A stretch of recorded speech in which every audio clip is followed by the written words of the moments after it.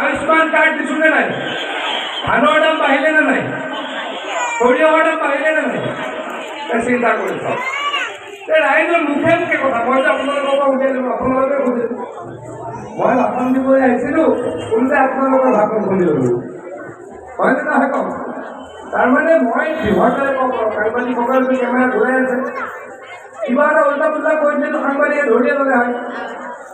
তথাপি অসমত কোনোবা চৰকাৰ জন্ম হৈছে নেকি?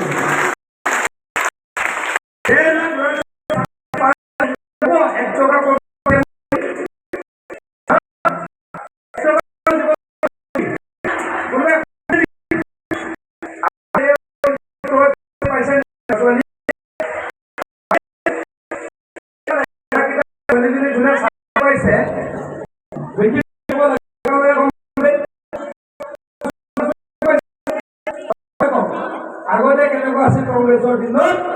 কংগ্ৰেছৰ দিনত চাকৰি পাবলৈ হ'লে মন্ত্ৰীৰ পুতেক হ'ব লাগিব, MLA পুতেক হ'ব লাগিব, ছোৱালী হ'ব লাগিব, বা কংগ্ৰেছ এতিয়া চবেই পায়, হয়নে? মানে ধনী ঘৰৰ পাব, দুখীয়া ঘৰে পাব, কিন্তু ল'ৰাটো চোকা হ'ব লাগিব, হয়নে নহয় কওক? গতিকে মই আজি সকলো মিটিঙতে কৈছোঁ যে এতিয়া চাকৰি মুখ্যমন্ত্ৰীয়ে কৰি দিব নোৱাৰে। হিমন্ত বিশ্ব শৰ্মা এনেকুৱা মুখ্যমন্ত্ৰী, নিজৰ ক্ষমতা কমায়, বেলেগ মুখ্যমন্ত্ৰীয়ে ক্ষমতা বঢ়ায়, আৰু হিমন্ত বিশ্ব শৰ্মা ডাঙৰীয়াই নিজৰ ক্ষমতা কমায়। কি ক্ষমতা কমালে? যে এটাও চাকৰি দিব নোৱাৰিলে, এটাও নিজে চাকৰি দিব নোৱাৰিলে। আগতে মুখ্যমন্ত্ৰীবিলাকে যাকে তাকে যি মন যায় চাকৰি দিয়ে, হয়নে নহয় কওক? হিমন্ত বিশ্ব শৰ্মা ডাঙৰীয়াই নিজৰ ক্ষমতা কমালে, মানে কি কৰিলে? চাকৰি আমি নিদিওঁ, যোন পঢ়া শুনা কৰা ল'ৰা ছোৱালী তেওঁলোকে চাকৰি নিজে ল'ব। মানৱ ডেকা ডাঙৰীয়াই চাকৰি দি পোৱা নাই, মই বিজু হাজৰিকা ডাঙৰীয়াই চাকৰি দি পোৱা নাই। কিয়? এতিয়া আকৌ কৈছোঁ, কোনে চাকৰি পাব? নিজে নিজক চাকৰি দিব, হয়নে? যোন ল'ৰা ছোৱালীয়ে ভালকে পঢ়িব তেওঁলোকে নিজে নিজৰ চাকৰি দিব,